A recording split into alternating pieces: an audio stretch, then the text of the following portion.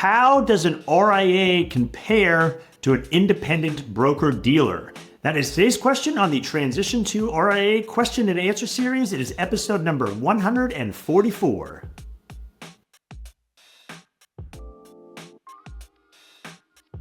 Hi, I'm Brad Wales with Transition to RIA, where we help you understand everything there is to know about why and how to transition your practice to the RIA model. If you're not already there, start out by heading on over to transitiontoria.com, where you'll find all the resources we provide from this entire series in video format, podcast format. There's articles, there's white papers, there's a vendor profile series, all kinds of things to help you better understand the RIA model. Again, transitiontoria.com. Okay, on this episode, we're going to be talking about perhaps if you're looking for a change with your practice, whatever kind of model you're in now, whatever kind of firm you're in now, and should you be considering the RIA model or should you be considering the independent broker-dealer model? And so for some of you that are at a wirehouse now and you're considering and you're exploring a more independent path, you might be defaulting to think, oh, if I'm a wirehouse now, my next progression is an independent broker-dealer. Or perhaps if you're at an independent broker-dealer now and that is no longer a good partner, no longer a solution for you, you might be thinking, well, I should just be looking at other independent broker-dealers, essentially sort of a lateral move. And I would challenge you, depending on the circumstances of your practice, that while you might look at those options, you should also be considering the RIA model. And that's for sure if you are predominantly fee-based with your practice, which, mind you, does not, as a common misconception, you do not have to be 100% fee-only to go into the RIA model. There are ways to solve for your often referred to as legacy commission assets. I've done episodes on how that works. So just at a high level, you do not have to be 100% fee only to go into the model.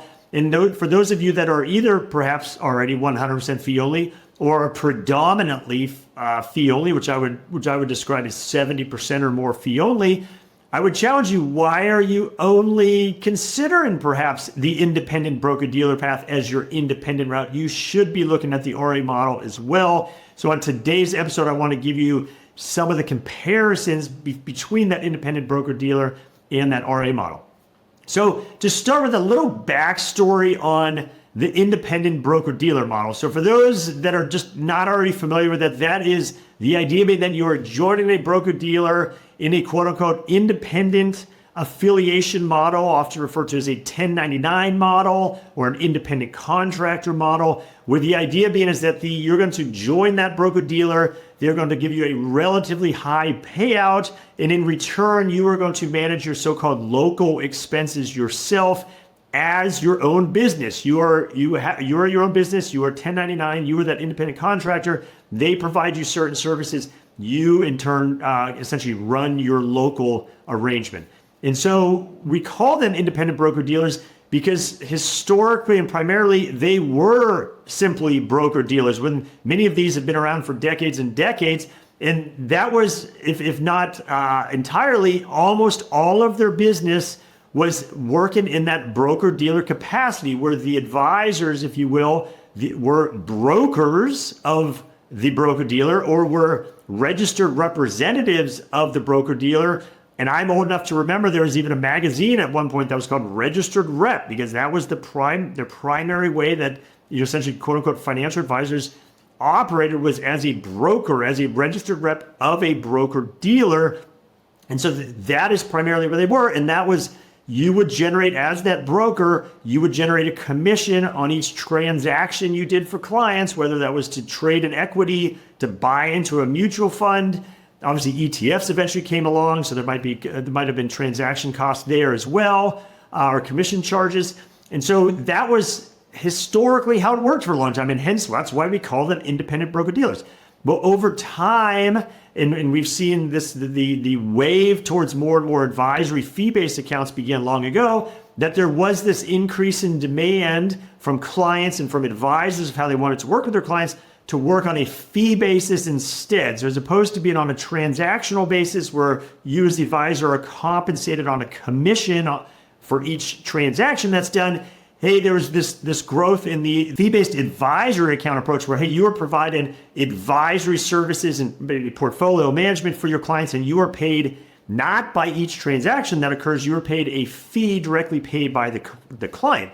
Well, to be able to do that, these independent broker-dealers had to also have an RIA, because keep in mind, it is under a broker-dealer is where you do things on a commission transactional basis, again, as typically a Series 7 registered representative.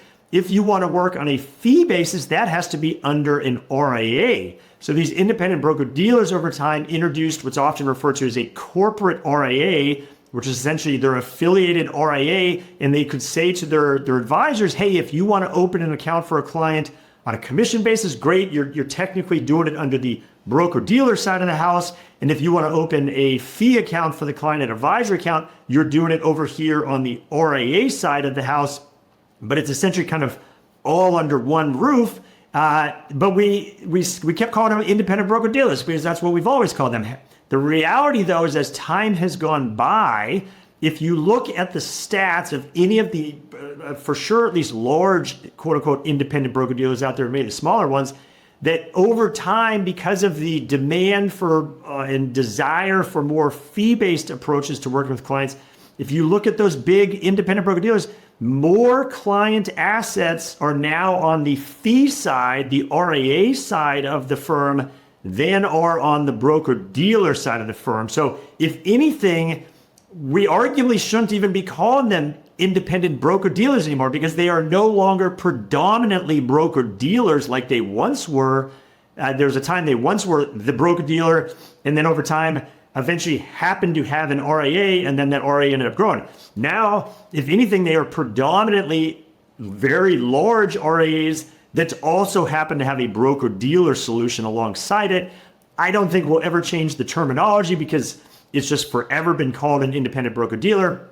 I want to give you that little backstory of how we got to where we are with these so-called independent broker-dealers and kind of what their current state looks like now, and why, with that progression, you still arguably should be looking at that RIA model if you're predominantly fee-based, as opposed to that historical independent broker-dealer model. So I want to kind of get into that. And again, as a comparison, that's as opposed to if you were to start your own RIA, clearly there's not a legacy broker-dealer backstory to you starting your own RIA. Or if you were to join an RIA, particularly one that has been built in the last 5-10 years, that was built initially solely or primarily as an RIA, not as a broker-dealer that's trying to reinvent itself. It was built to support that fee-based model from the beginning. So we're gonna kind of look at what some of those comparisons are. So some of the challenges of that historical independent broker-dealer model. So the first is, even though these broker-dealers have grown to the point where, again, more assets are on the advisory side, there still is decades of kind of a legacy broker-dealer compliance mindset that has been built into these firms, that even though the assets have slowly moved more into fee-based, you can't just turn that tanker around quickly, if at all. They're clearly, FINRA is still part of this. FINRA still oversees the broker-dealer side of things. So yes, they still have to follow FINRA broker-dealer rules. But even though more of the assets are over here, typically with most, not all, but most independent broker-dealers nowadays, it still seems to be that higher bar that FINRA, the more kind of narrow restrictive restraints of a FINRA broker-dealer approach gets applied to the entire firm, regardless of technically whether you're, as the advisor, wearing your broker-dealer hat for one client or whether you're wearing the RIA hat. It's oftentimes one set of rules, and they got to go to essentially the lowest common denominator, or I guess this could be the highest common denominator in the sense of the more burdensome approach to compliance of that FINRA side. And so kind of where I've seen this is some of these independent broker-dealers over time have introduced what is often referred to as an IAR-only channel at their firm. So they have recognized this shift to more and more fee-based. They have recognized they have advisors that individually have shifted their practice predominantly, if not entirely, so that they're only under that corporate RIA side. And so they've said, hey, we have this IAR-only channel, meaning, hey, advisor, you you will only operate under the corporate RIA side as an IAR, an individual advisor representative, underneath that RIA, and you will not be tied to the broker-dealer side. You will not be tied to FINRA. That sounds great and everything, but the reality is, and I've talked to people that have made that internal transition, and I said, well, hey, what all changed? Was compliance approach different and whatnot? And they said, no, maybe the payout changed a little because of how they structured it, but the reality is it's still the same compliance department that's managing or overseeing everyone, regardless of if you're in the traditional quote-unquote broker-dealer channel or you're in the IAR channel. And so the experience I've had with folks that have made that move, there's just that legacy approach to compliance that's been ingrained for decades that firms essentially can't shake, and that is a constraint versus if you were to go to the RA model, particularly if you end up being 100% fee only, where there is no legacy approach to compliance from a broker-dealer or FINRA standpoint. It is solely SEC regulations, RIA regulations. So number one is just that legacy approach to compliance. And kind of related to that is just a lot of these large firms have very long tenured employees at the firm, which in some ways is a plus, and they can bring a lot of value and history to growing the practice growing the firm going forward. But that's also that institutional knowledge of some of these folks that are often high up in the ranks that have been at a broker-dealer historically. That's how they maybe started their career. That's how they grew in their career. That's the world they know. And so the approach to how to grow the firm as a whole, or how to work with advisors, or what kind of services are needed for clients, you have that institutional knowledge is still based on a broker-dealer mindset, and it's hard to shake that. Now, over time, as there's turnover at these firms and they maybe bring in outsiders that have been predominantly in the RIA space and help them say, hey, come in and help us kind of re-envision and re-look at how we view things here, I think over time that will change, but you do have heavily entrenched institutional knowledge that comes from a broker-dealer background at these independent broker-dealers that is hard to shake. So that is something you need to consider. Another challenge with independent broker-dealers is they typically are built off of their own technology that they've built. And that's, in some instances, that technology they've been building for decades. They have that legacy broker-dealer based technology where when they built it originally, and obviously they've been trying to update it and revise it over time, it was built for the broker-dealer model, for the registered rep model, for the transaction for a commission model, and everything that they built out now as the industry has changed, the industry has shifted, they can't, it is too entrenched. They can't just throw it all away and say, hey, let's rebuild technology from scratch, reflecting our current day status, which is primarily RIA advisory based, but also, yes, it needs to accommodate the commission side, but we want the focus and the solutions of it to be based on that RIA space, which is now the bigger part of our business. They can't do that. It's legacy technology. They will continue to tinker on it, adjust it, change it. It's just essentially almost impossible. These firms have grown so big to just throw it all away, rip the Band-Aid and start from scratch. So you are working off of a legacy broker-dealer technology code base and approach and all this, the functions that are built into it are having to be evolved or changed, not just built from scratch to support the needs of an advisory fee-based practice. So technology can be another challenge. And then the last one, this is not an all-exhaustive list, or is not an exhaustive list, is oftentimes, or in most every instance, with independent broker-dealers, you only have one choice of essentially where to hold your client assets. And that's either because the broker-dealer, the independent broker-dealer is large enough to be, as they say, self-clearing, which means they are their own underlying clearing broker-dealer, or they use a third-party clearing broker-dealer, where in that case, the independent broker-dealer is what's referred to as an introducing broker-dealer. They rely on a third-party clearing broker-dealer, but typically it's only one solution to where the asset is going to be. It's not like they have two or three clearing broker-dealers that they use. And obviously, if they are self-clearing, it's just one solution. And so as you are predominantly more and more fee-based in your practice, you only have one choice of where to hold your client assets. Now, that's not to say that particular firm or that particular clearing firm is not a good option, but there's oftentimes reasons you might want the flexibility of having different custodians to choose from, or having multiple custodians to be able to offer your clients. In that independent broker deal world, No, it is generally, in most all circumstances, some of them are trying to expand the pie a little, one choice. Whereas in the RIA space, you have multiple custodians to choose from, and most RIAs that of size, that reach a size, typically do eventually have more than one custodian option that they work with, that they can say to their clients, hey, we work with both these custodians. It doesn't make any difference to us from a revenue perspective, which you would prefer, but we do want to provide you with choice. Here's why you might choose one over the other. We're happy to work with you either way on that. Again, you do not have the ability to say that as an independent broker-dealer, because in almost all circumstances, there's just one option with that. So again, custodian selection of where your client assets are going to be held is limited in that independent broker-dealer space compared to how it works in the RIA model. So those are just a couple variables to show you some of the challenges that independent broker-dealers have. And yes, they're working to overcome them. But as I noted, you can't turn the oil tank around easily, if at all.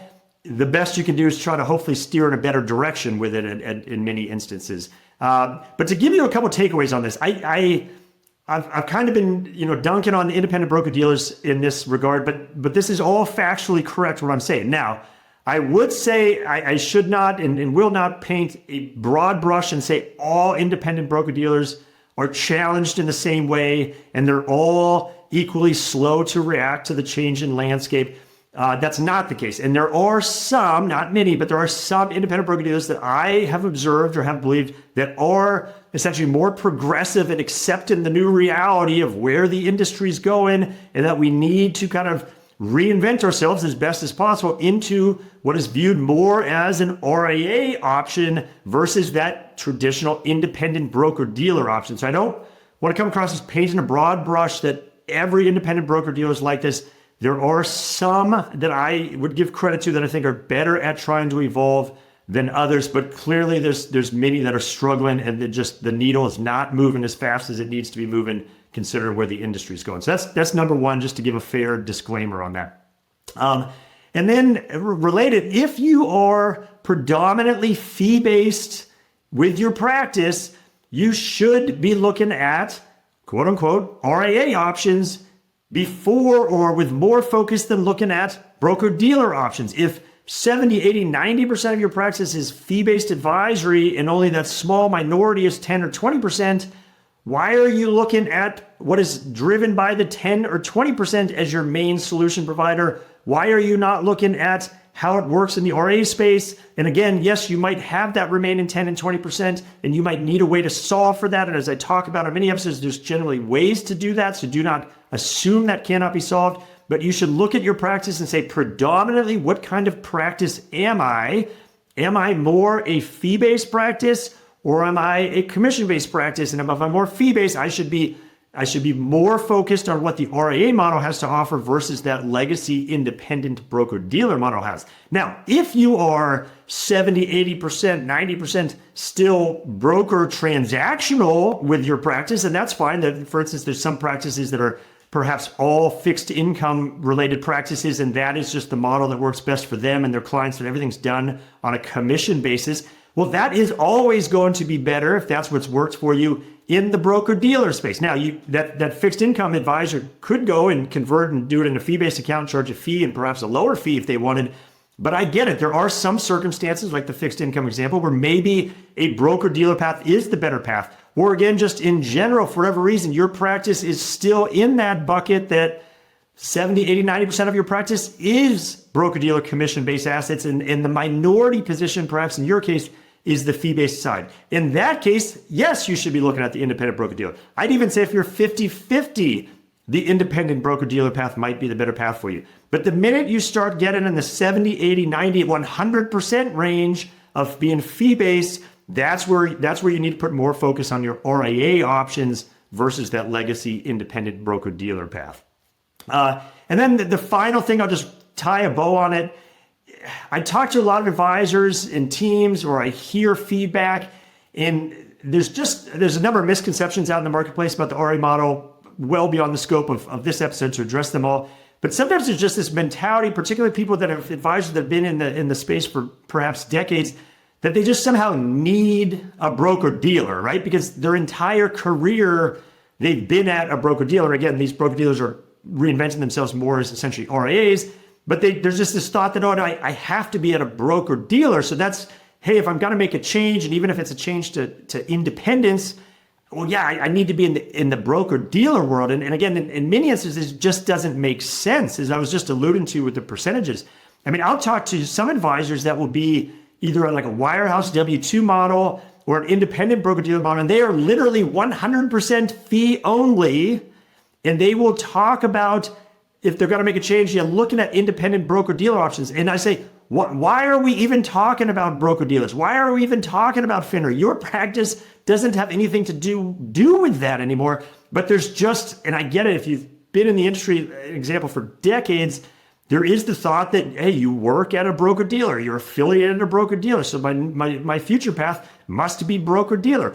Again, for some of you, that will be the better path. But for many of you, if you followed the industry trends and your practice is more fee-based, it's likely going to steer you more towards the RIA model. So just from a mental aspect, do not think, oh, I have to be with a broker dealer. And again, for those of you that do still have remaining legacy commission assets, in many instances, there are ways to accommodate that or solve for that in the RIA space. I'm happy to dive into your particular practice, your profile, the percentage you have in fee-based, what that remaining commission asset looks like, and go through, hey, what options do you have? What would that look like? Is that workable for you? Again, just educate yourself on how it works before just assuming, hey, I need to be with a broker dealer without fully understanding how the RIA model compares.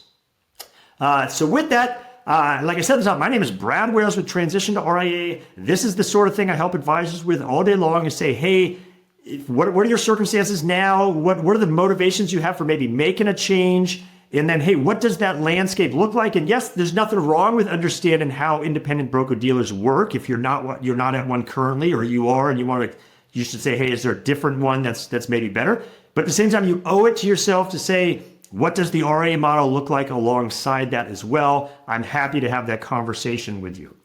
First things first, though, if you head on over to transitiontoria.com, you can find this entire series in video format, podcast format. There's articles, there's white papers, there's a vendor profile series. At the top of every page is a contact link. Click on that and you can instantly and easily schedule time to have a one-on-one conversation with me, whether you want to talk about today's topic or anything else RIA related. I'm happy to have that conversation with you. Again, transitiontoria.com. And with that, I hope you found value in today's episode, and I'll see you on the next one.